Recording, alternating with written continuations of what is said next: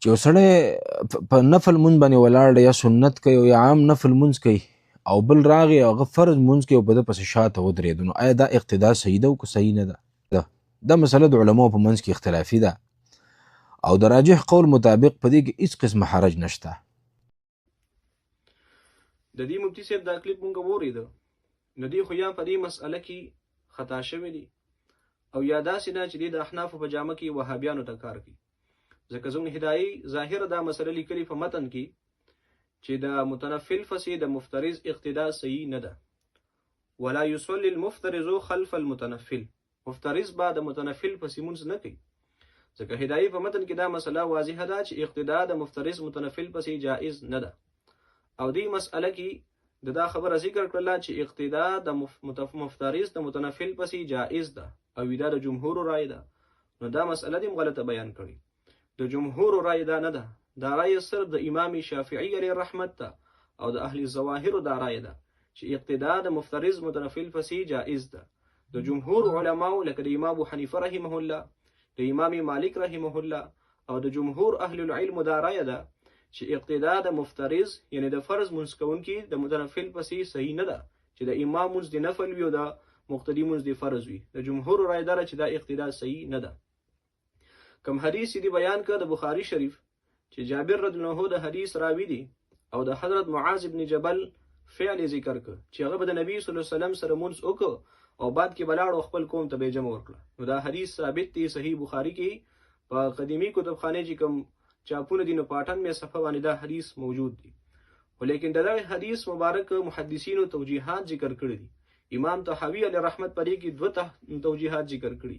یو توجیه دا ذکر کړی دا چې دا احتمال لري چې د معاذ ابن جبل د نبی کریم صلی الله علیه وسلم سره فرض منځ کړي او قوم ته بیا چې د منځ ورکوونه د به نفل او د قوم به فرض هوی. دا معاذ ابن جبل هو دا فعل دا احتمال هم لري چې د نبی صلی الله علیه وسلم سره نفل منځ کړي او قوم ته چې کله امامت ورکوونه د دا منځ دی فرض، نو بیا اقتدا د مفترض پسې رااله.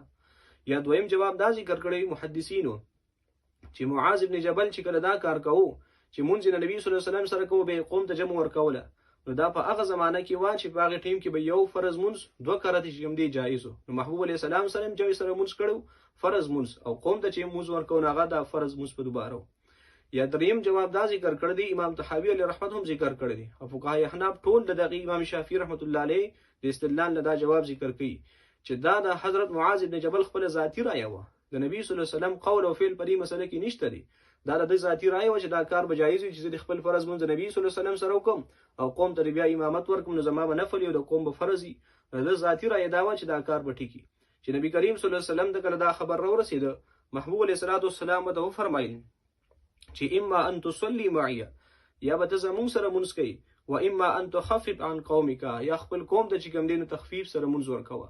نو اما حرف تردید د پاره راځي چې یا زمونږ سره مونځ کوه یا قوم ته جمع ورکوه تخفیف سره. نو ګوره دلته کې منع چې کوم دی محبوب علیه السلام د معاذ ابن جبل له فعل نه وکړله. نو چې کله د یو حدیث کې یو عمل ثابت وي خو هلته د هغې نه بعد کې د محبوب علیه السلام منع او تردید پای باندې راغی، نو څرنګه د دغه حدیث ته بیا استدلال کولی شي؟